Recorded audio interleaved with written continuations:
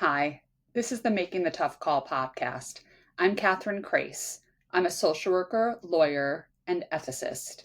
Please note that while I am an attorney licensed to practice law in New York State since 2001, I'm not your attorney, so nothing I say in my recordings should be considered legal advice. In this episode, we're going to explore situations where you might be concerned about the professional behavior of your colleague. What are your legal and ethical obligations? When I help mental health professionals evaluate concerns related to their own ethical practice, I often get asked, well, what should I do if I'm not the one with the ethical problem, but my colleague is? And that's a good question. It actually came up in a recent Facebook group for social workers that I'm a part of. A social worker reported in the group that they were reprimanded by their boss because they called out a colleague's failure in a group setting. The social worker was upset that they got in trouble, and so they were asking the Facebook group if we thought that the boss was right or wrong. And most social workers in the group said the boss was right to reprimand the social worker, that there were better ways to call out the bad behavior of their colleague than doing it in a group setting. But there was a larger discussion around another question: what should the social worker have done instead? And the opinions within the group were divided. Some insisted that the social worker should have brought their concerns directly to the supervisor in a private setting. But others, including myself, insisted that the social worker had an ethical responsibility to address the concerns that they had with their colleague with the colleague first, before taking the concerns to the boss. Many social workers in the group were quick to dismiss the idea of confronting the colleague directly. They insisted that the confrontation would lead to unnecessary conflict or wouldn't be productive. Bringing concerns straight to the supervisor might mean the professional actually failed to meet their ethical responsibilities to their colleague. And so it's something we really need to think about. Codes of ethics for counselors, psychologists, and social workers actually provide guidance that suggests an obligation to confront a colleague directly before raising an issue to the attention of a supervisor.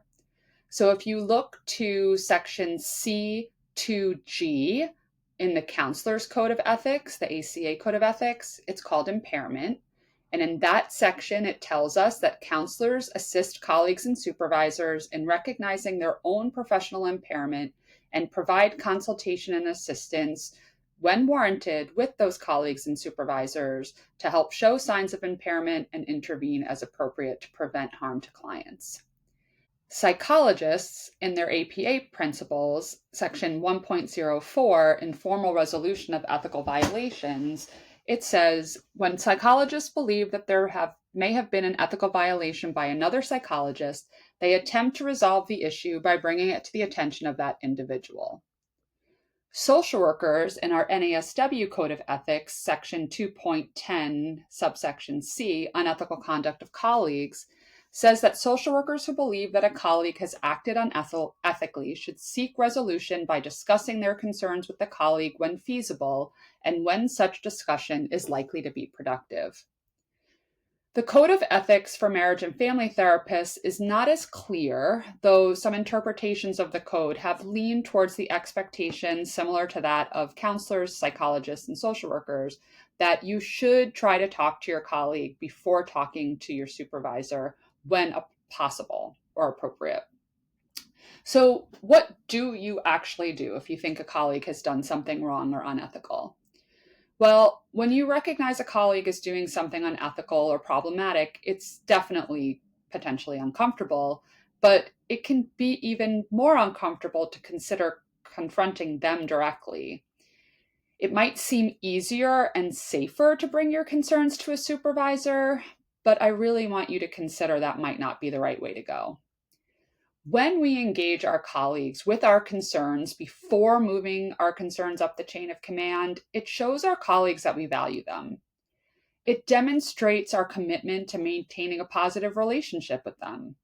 And those kinds of communications with our colleagues can help develop a mutually beneficial relationship where each colleague can rely upon the other for assistance and reality checking.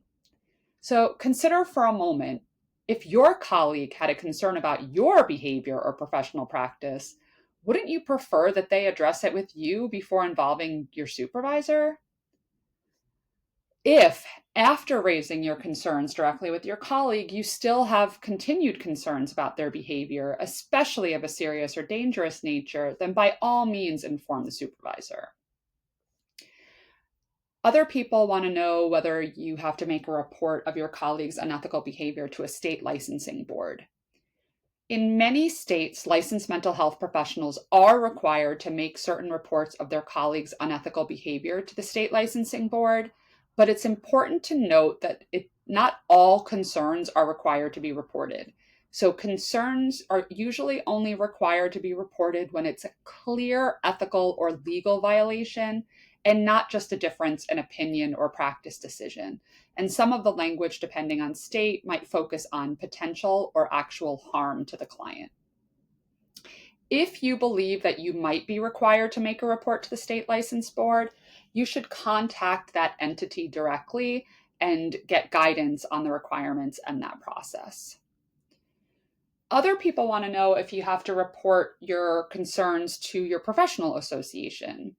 And each professional association for mental health, so the APA, the NASW, the ACA, the AAMFT, for instance, they all have processes for filing complaints related to ethical concerns, but they have significant limitations. These organizations can only investigate their members. So if the professional that you're reporting is not a member of that organization, they can't even take your report. So if you have a concern, definitely contact your professional association to see if that's a process that you want to participate in.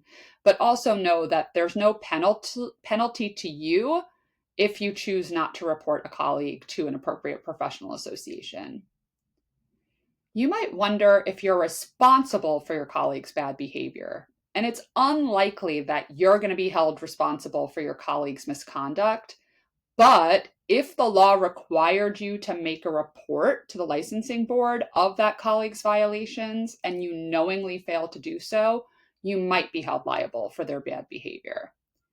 And if you're this colleague's supervisor, it's more likely that you'd be held liable for the supervisee's problematic conduct if you didn't do what you were supposed to do. So the court and the licensing board would consider whether you as the supervisor knew or should have known of the supervisee's bad conduct and failed to meet the supervisor's obligation to address that conduct. So let's consider some case examples.